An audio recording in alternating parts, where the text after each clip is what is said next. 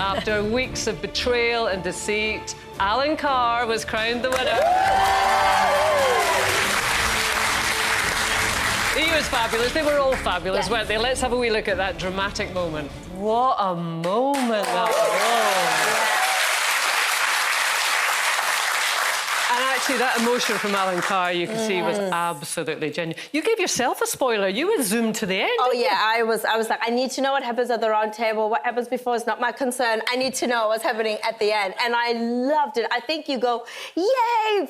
And then you go, oh, when you actually see how hurt he is by lying to everyone. But I loved it. Such a brilliant watch. Oh, it's so intense. I mean, Nadia's so fed up because for some bizarre reason, you're the only person in the country that hasn't been watching it. And you know, this has been hurting me because I'm always in the middle of any conversation about a series, but events, and I didn't end up seeing the first 4, and then I got 2 behind. So I've seen bits and pieces, but I'm going to binge watch the whole thing because it doesn't matter that I know. Yeah, but it does, really. It does matter. But everyone, I mean, don't spoil it for her. We've just spoiled it for her. We've just told her who won. I'll be all right knowing. But it's the machinations. I don't think it actually does. It's still worth watching. I mean, what does analytical Jane make of it? You're all kind of like armchair experts, aren't you? And I'm sure it feels really...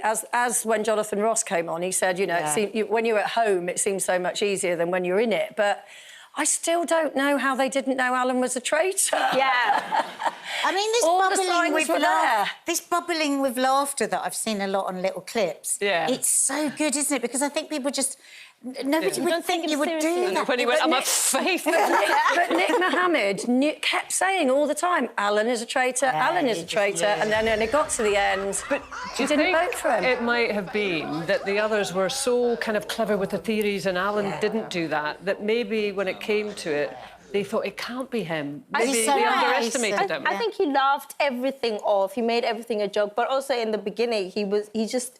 I think protected himself. He was like, well, if I was a traitor, I'd be sweating and having because he's funny. They underestimated him. Exactly. Yeah. So, you know, you see Stephen Fry and they all go, oh, he's so intelligent. He must have this incredible knowledge. We need to get rid of him. Claire Balding, let's get rid of her. Yeah. Alan, they just thought, oh, he's just a bit of a laugh. Majorly he's whip smart. But it is that underestimation thing, isn't it? And I mean, I think for women that can happen quite... I mean, I always think of you in this instance, Nadia, because, you know, for years when we were doing Loose Women together and the people that would say to me, you know, that I was the smart one and you were the bubbly, fun one. And I would say, you know what, you've got it so wrong because she's one of the smartest people I know. Oh. Well, and that's the truth. That makes me well up when she says that. No, but I mean so much that you say that. But I always said that because that was the truth. Yeah. But people underestimated you because you were bubbly and laughing. We had some guest presenters that used to say, I don't think we should do this topic because you didn't go to university.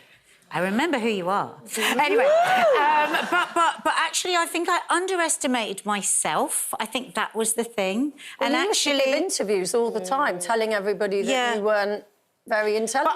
But I think like because I wasn't in your world, I was an actress, I didn't know this world, I wasn't political, I wasn't anything. But actually, that's one of the other brilliant things about being Loose Women. You make friends with people that you wouldn't come across. So your belief in me allowed me to not underestimate myself so much, you know. But it's quite a superpower to be underestimated. Yeah. I mean, I think you are so talented, so smart, so bright, so gorgeous. But I didn't know you're a blooming engineer. Yeah. I found that out today. She's an engineer. Yeah, she's so great.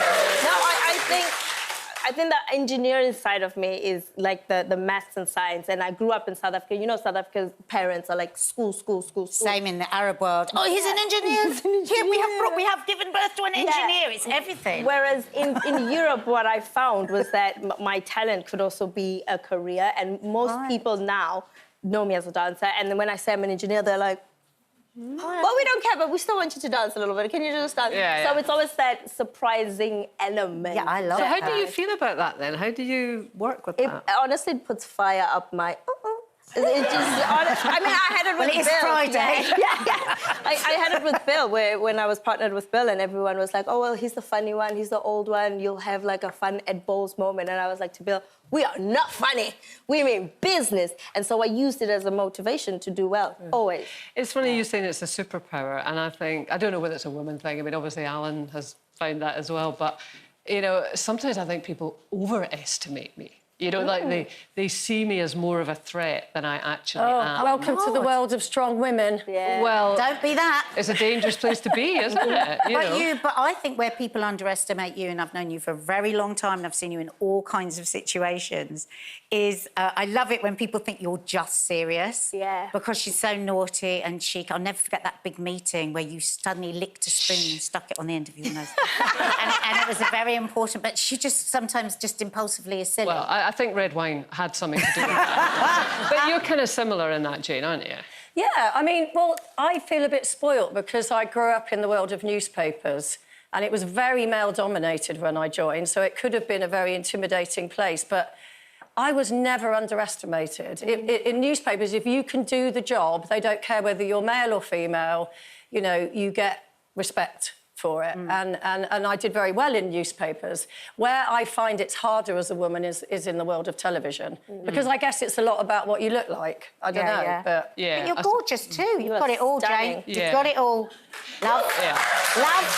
You've got it all.